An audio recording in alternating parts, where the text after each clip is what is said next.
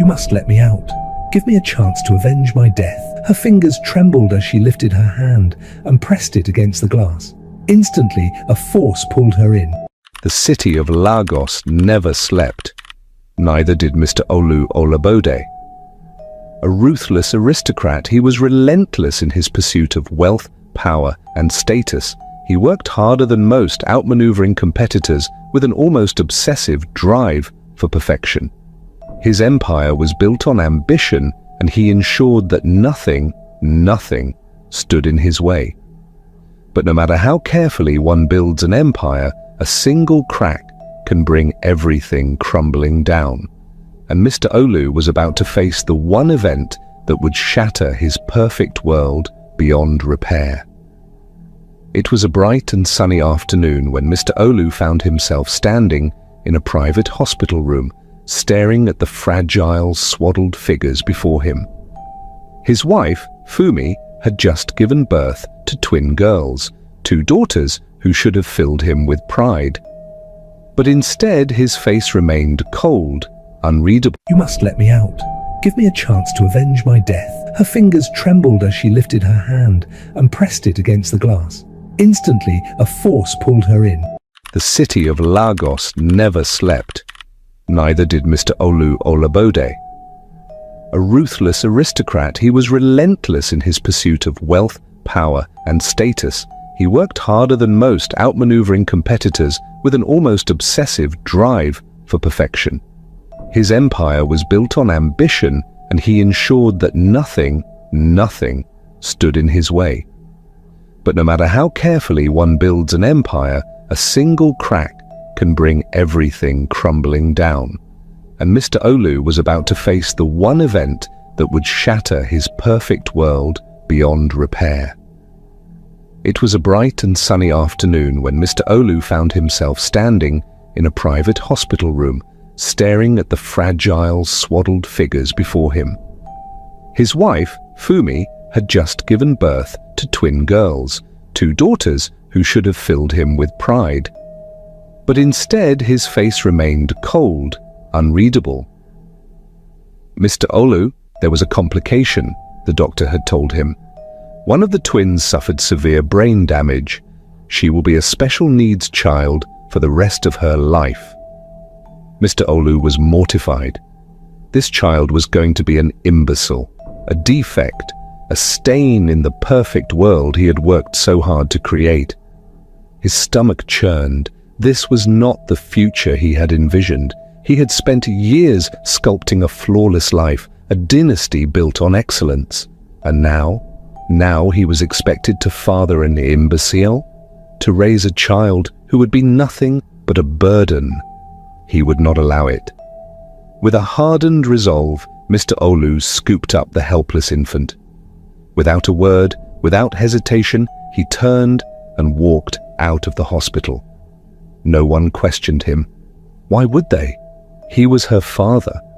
Speeding through the outskirts of Lagos, Mr. Olu gripped the steering wheel tightly. His destination was a construction site, a new branch of his company, still under development. It was the perfect place. It was deserted, no witnesses. Stepping out of the car, he moved swiftly, his mind eerily calm. He powered on the cement mixer, watching as the grey sludge of wet cement churned and thickened. And then, without flinching, he did what no father should ever do. He threw his newborn daughter into the mixer. The baby's cry pierced the air as she fell into the whirring drum. The sound echoed against the half-finished walls, swallowed by the hum of the machine. It didn't last long. When the cries stopped, Mr. Olu worked quickly. He poured the cement onto a half-built wall, sealing the infant within its depths. By the time he stepped back, his hands were coated in wet cement. The work was flawless. No one would ever know. No one would ever suspect. The chemicals in the cement would mask any smell, erase any trace. It was the perfect graveyard. The baby was gone. Washing his hands clean, Mr. Olu drove back to the hospital, his expression unreadable. Back in the hospital room, he picked up the healthy twin, his only child now, and placed her in his wife's waiting arms. Fumi smiled, exhausted but overjoyed. She never knew. She would never know. She had given birth to twins, but now only one remained. Anne grew up in the lap of luxury, adored and cherished. Whatever she wanted, her father gave her. It was as though Mr. Olu was trying to erase the sin of his past with generosity. But neither Anne nor her mother ever suspected the truth, that the perfect life they lived was built on a terrible secret. By the time Anne turned 7, Mr. Olu and his wife, Mrs. Fumi, began to notice something unusual about their daughter. She was painfully shy, unnervingly quiet, and almost too gentle for the world they knew. Her softness wasn't just a personality trait, it was a vulnerability. The world could be cruel, and they feared that one day Anne's kindness would be mistaken for weakness, leaving her open to hurt. Her mother often sat her down, trying to teach Anne about the harshness of life, warning her that not everyone would be kind in return. But no matter how many cautionary tales she shared, Anne remained unchanged. It was as if she simply didn't have a bone of anger in her body. At 12 years old, Anne sat cross-legged on the plush sofa in their grand living room, eyes glued to the massive 19-inch flat-screen TV. A commercial played, an advertisement for St. Michael's Secondary School, the most prestigious institution in the country. She watched in awe as the screen showcased marble-floored hallways, state-of-the-art classrooms, and students dressed in neatly pressed uniforms. It was a school for the elite, the best of the best. Excited, she ran to her father. "Dad, I want to go to St. Michael's, please." Mr. Olu hesitated. This was not just any school. It was a breeding ground for the richest, most powerful families. But he had never denied Anne anything before. After a pause, he nodded. "All right, if you pass your final exams with flying colours, I'll enroll you there." Anne beamed, hugging him tightly. "Thank you, Dad." From that moment on, she studied harder than ever, pouring herself into her books. And when the time came, she passed the entry exams with ease, securing her place in the prestigious St. Michael's Secondary School. The morning of her first day, Anne stepped through the grand iron gates of St. Michael's, her heart brimming with excitement. The school was everything she had dreamed of, modern, luxurious, and perfect. Everything around Anne radiated perfection. The towering glass halls, the state-of-the-art classrooms equipped with projectors, the elite tutors hand-picked from the best. It was a world unlike any she had known, a dream come true. But what Anne couldn't see, what no newcomer ever saw, were the shadows lurking beneath the polished facade. Beneath the surface lay secrets, buried deep within those walls, whispering of a past Anne never knew was hers. And as she stepped further in, the truth waited in the dark, watching, waiting to be unearthed. It all began that very first day. As Anne stood by her locker, organizing her books, she overheard two girls whispering nearby. Their voices were hushed, their words laced with fear. "Who knows what happened to John?" one of them murmured. "I heard he got in trouble with the F2, and now he had no choice but to withdraw," the other girl replied, her face tense with panic. "Did he really withdraw?" the first girl asked cautiously. "Or was he made to?" She hesitated, lowering her voice. "Disappear." The weight of that final word lingered between them. Their eyes locked, filled with unspoken terror, before they quickly disappeared into their classroom, fearful they had been overheard. But they hadn't seen Anne. She had been standing only a few feet away, every word sinking into her mind. Who or what was the F2? And why were students mysteriously vanishing? Anne shook off the thought. She was finally here, in this elite institution her father had sacrificed so much to get her into. No rumors were going to ruin her first day. Little did she know her nightmare was just about to begin. It was in that very classroom that she saw them for the first time, Farouk and Ferdinand, the F2. The two boys who would turn her life into a living hell. A few days later, Anne received a folded note passed to her by a male student in her class. She unfolded it. It was an invitation. Farouk wanted to meet her after school, alone, in a secluded area behind the school building. He had noticed Anne the moment she arrived. She was beautiful. And when Farouk wanted something, he got it.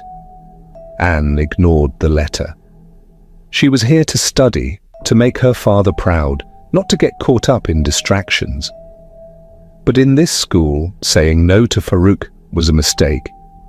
Farouk and Ferdinand were the governor's sons, their wealth, their power, untouchable. No one dared refuse them. And Anne, with that single act of rejection, had just made herself an enemy. The torment began. Every morning Anne arrived at school only to find the locks to her locker replaced, her books gone. Some days she had to endure class without her notes or writing materials. Other times she found her school bag, her textbooks, everything drenched in urine.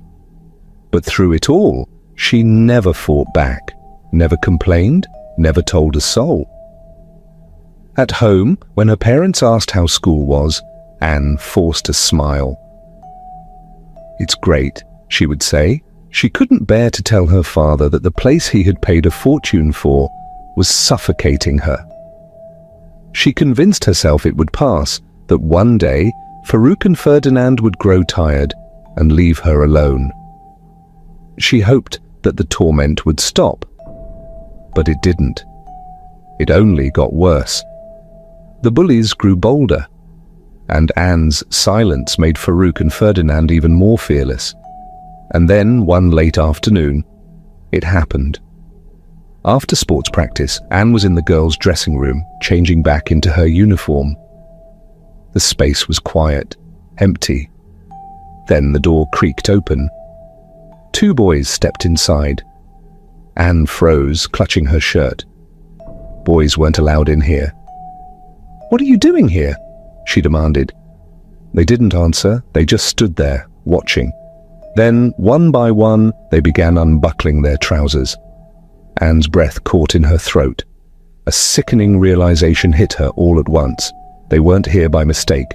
They had come for her. Before she could react, the two boys lunged. Rough hands grabbed her arms, dragging her back. Fingers tore at her shirt buttons. She fought, she kicked, she screamed. No one came. It was as if the entire school had vanished. 30 minutes of struggling, 30 minutes of clawing, fighting, pleading. Anne's voice had gone hoarse. Her body was growing weak. She was losing. And just when she thought she had no strength left, the door burst open. There stood Gloria, a classmate. The girl had stepped into the dressing room by accident. She hadn't noticed the "Do Not Disturb" sign hung at the door by the attackers, placed there with Farouk and Ferdinand, who had sent them to break Anne to teach her a lesson. The two boys bolted, hurrying out of the room. And as Anne sat there, her vision blurred with tears, a voice spoke from the doorway. "You will continue to suffer," Gloria said.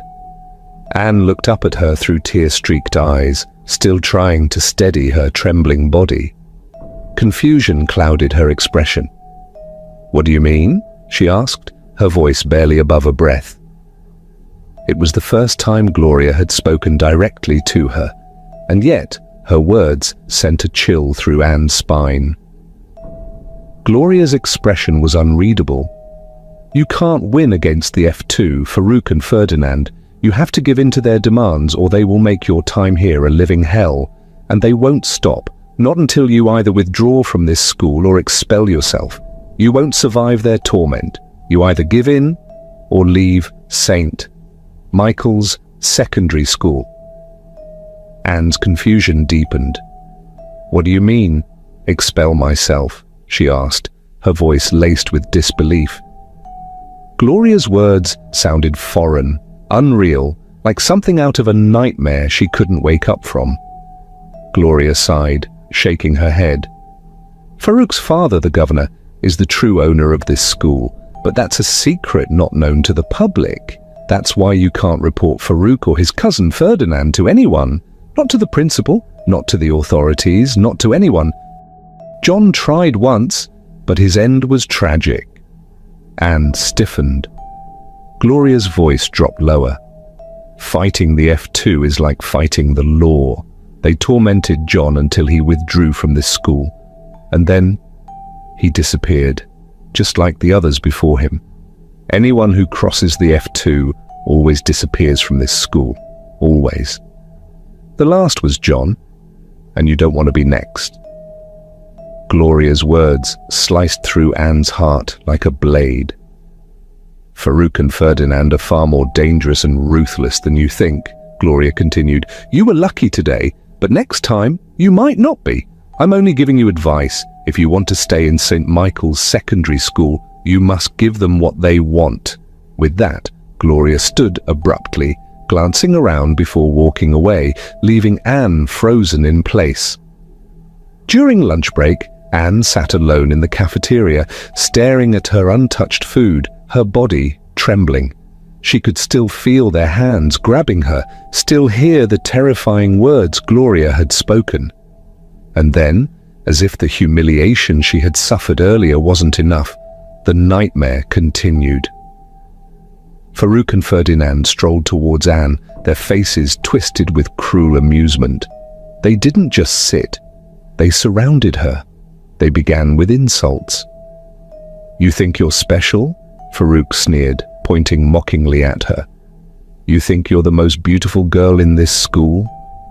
Anne said nothing. You're ugly, both Farouk and Ferdinand chorused, their laughter echoing through the cafeteria. Anne bowed her head, her hands clenched into fists beneath the table. Humiliation burned through her, but she refused to give them the satisfaction of a reaction. But they weren't done. You're nothing but a dirty slut, Farouk spat. A cheap whore. Their voices were loud, deliberate. They wanted the entire cafeteria to hear. And they did. Yet, no one interfered. Everyone looked their way, but they all pretended not to see. Anne felt hot tears trailing down her cheeks. Then, as if their words weren't enough, Farouk picked up her bottle of water, unscrewed the cap, and slowly emptied it into her food, laughing as Ferdinand joined in. Anne couldn't take it anymore. She bolted up from her seat, pushing past them, and ran. She ran blindly, her vision blurred with tears, until she found herself in the girls' bathroom. She locked the door behind her, gripping the sink, gasping for air. Her world was crumbling. How had this happened? How had the school she had dreamed of for years, the place she had worked so hard to get into, turned into this? Was she really going to live like this? Give in to their demands? How could she force herself to date Farouk against her will? How could this be the only way to secure her place at St. Michael's? How? A sob tore through her throat as she looked up at the mirror, her reflection staring back at her. Then, the most terrifying thing happened. A voice spoke. You don't have to. Anne gasped, spinning around. No one was there. Her breath came in ragged pants as she turned back to the mirror. And then, her reflection spoke again. Over here, the voice said. It's me. Anne's heart nearly stopped. She stumbled backward, her eyes wide with horror. Her reflection was speaking to her. What? Who are you? Anne whispered. Don't be afraid, the reflection said. I am you, and you are me. Anne's hands trembled. She paused, then managed to force herself to speak. If we are the same, then how are you speaking to me? The reflection's expression darkened. My name is Hannah, she said, then paused, as if lost in thought. Or at least, that's what my name should have been. I am your doppelganger. Anne's blood ran cold. What are you talking about? Hannah's eyes gleamed. I am your twin sister. That is what I was supposed to be. Before father... She hesitated. Anne's breath hitched. Before father what? She demanded. Please, tell me. Hannah's gaze locked onto hers. Before father murdered me. Anne's entire body turned to ice. Hannah continued, her voice eerily calm.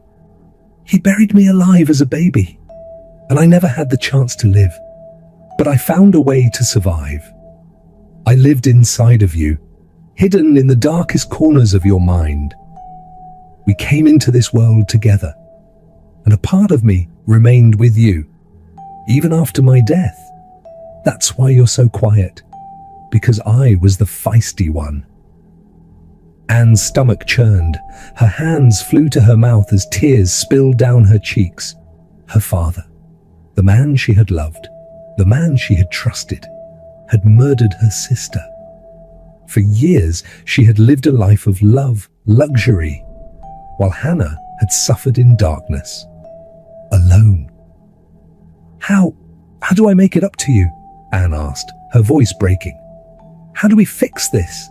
Hannah's eyes burned with something Anne couldn't quite place. There is a way, she whispered. You must let me out. Give me a chance to avenge my death and to punish those who have wronged you in my absence. Anne hesitated. But how? Hannah smiled. Place your hand on the mirror, she said. Our souls will switch. I will enter your body, and you will remain in the mirror, just like I did for years, but only for 2 weeks. When it's over, I will return you to your body. Anne's heart pounded violently in her chest. Terror filled her, but there was something else, something deeper, a trust, a connection. Her fingers trembled as she lifted her hand and pressed it against the glass. Instantly, a force pulled her in. The world around her blurred, and in that moment, Anne was gone. Hannah opened her eyes. She was free, and now it was time for revenge. Hannah walked back into the school cafeteria with an air of quiet confidence. The room fell into a stunned silence. Just hours ago, Anne had run out of this very place, humiliated and broken. But now she was back, her head held high, her expression unreadable. Farouk and Ferdinand, still basking in the satisfaction of their earlier torment, narrowed their eyes in surprise. She strode towards her tray, where her food still sat, now ruined and soaked in water. Without hesitation, she picked up the soggy burger, took a deliberate bite, and stared directly at the two boys.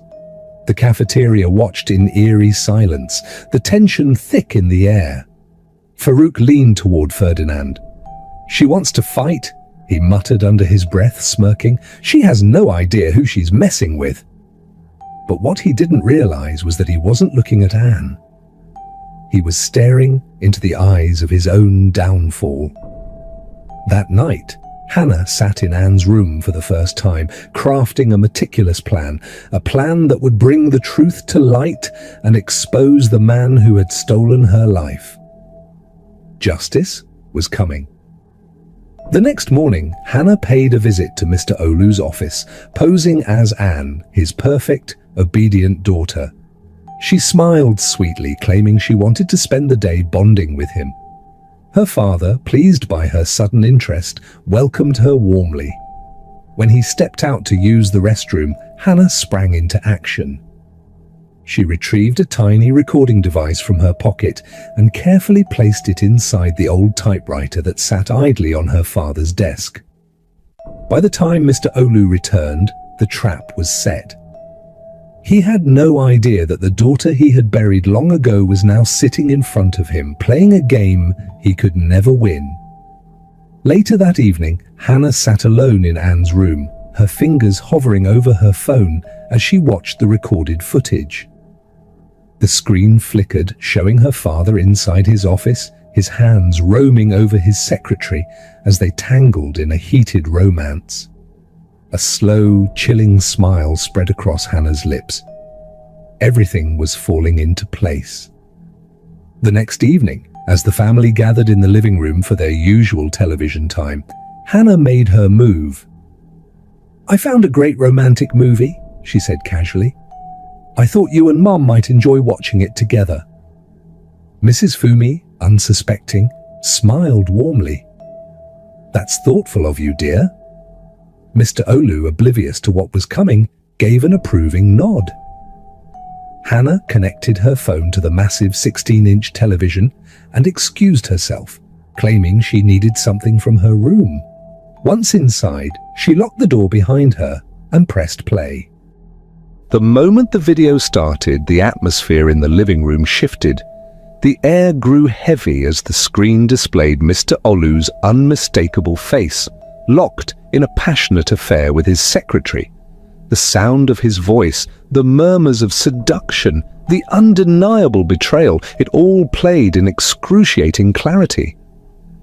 There was a silence, and then the world shattered. Mrs. Fumi's face drained of color, her hands trembled as she turned, staring at her husband with wide, betrayed eyes. Mr. Olu sat frozen, his jaw clenched, his world unraveling before him. He knew there was no way out. Days later, the divorce was finalized. Mrs. Fumi left him, taking more than half of his empire with her. His business, his wealth, his carefully built reputation, everything he had sacrificed for, destroyed in an instant. Mr. Olu had begged, pleaded, but there was no forgiveness to be found. His perfect life crumbled before his very eyes. But Hannah wasn't finished yet. Her father had been dealt with, but there was still one more battle left to fight. The F2. They had made her sister's life miserable. They had tormented, humiliated, and tried to break Anne. Now it was time for them to face their reckoning. Hannah returned to school with a new purpose, and this time she wasn't playing by the rules. That day, after school, something nudged Hannah to go to the back of the school building. She felt an invisible force pulling her, urging her to move. As she walked toward the third building in the school compound, she suddenly stopped in her tracks. A chilling sight unfolded before her. A junior male student plummeted from the fourth-story rooftop, his body crashing onto the hard ground. Hannah's breath caught in her throat. Her eyes instinctively darted upward. And there they were, Farouk and Ferdinand, standing on the rooftop, peering down with unsettling calmness. They had just pushed another student off that very same ledge. The realization struck Hannah like a bolt of lightning. The missing students weren't withdrawing from school. They were being erased, silenced forever.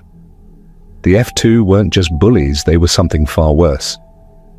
And the school, the authorities, they were complicit.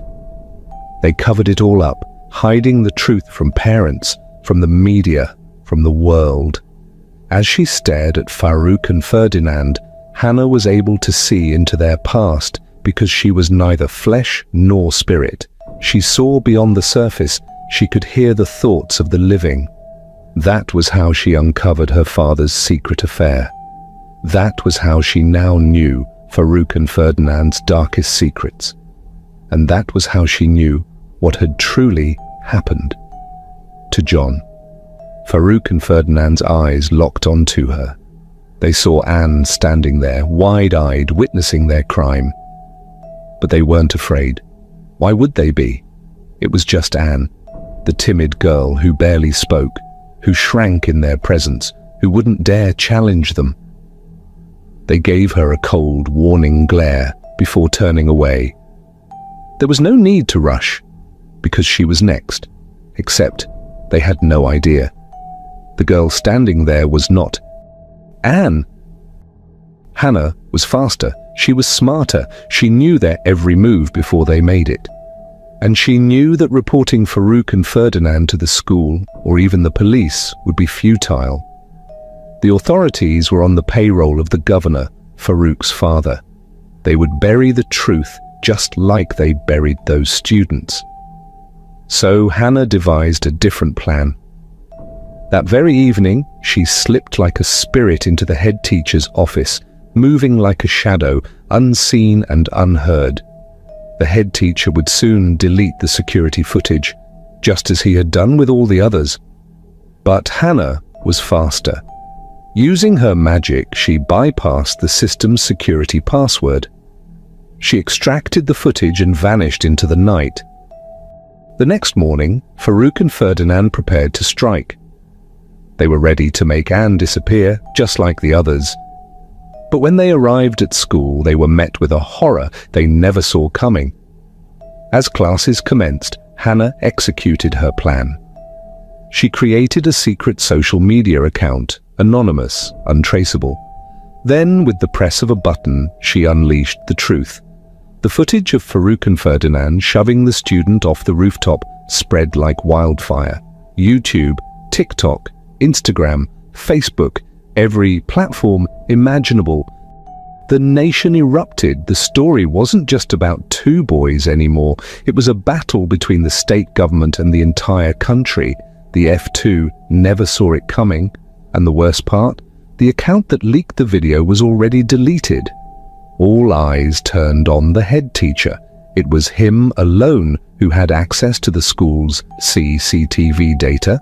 It was him who leaked the footage. The head teacher tried to explain his way out of the mess, but it was too late for Farouk and Ferdinand.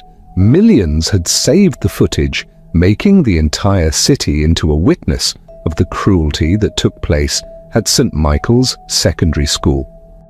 There were no more cover-ups, no more hiding. The truth was out, and Farouk and Ferdinand would finally pay for their crimes. The authorities came and took them away. Hannah stood at a distance, watching the F2 crumble as their world came crashing down. But she remained unseen. She had done a flawless job, eliminating her sister as a possible suspect. For Anne's safety, she had made sure of that. But her mission was not yet over. As she stood there, she felt another pull. This time, it was her father. Somewhere in the hidden corners of the outskirts of Lagos was Mr. Olu, repeating what he had done 18 years ago. Mr. Olu carried his unconscious wife into an unfinished construction site. His grip was firm, his expression ruthless. If Mrs. Fumi refused to retract the divorce and return his wealth, then she would meet the same fate as his unwanted child. This was the only way he would get back his wealth. He placed his wife on the bare ground, his heart devoid of remorse. His hands moved with practiced ease as he prepared to start the cement mixer. He would bury her inside these walls, erase her existence just as he had done before. But before he could act, the doors burst open. The police stormed in, their weapons drawn. "Freeze!" Mr. Olu's body stiffened, his breath hitched, his mind raced. Oh, how did they know? Who could have tipped off the police? No one else knew about this site. And then she stepped forward.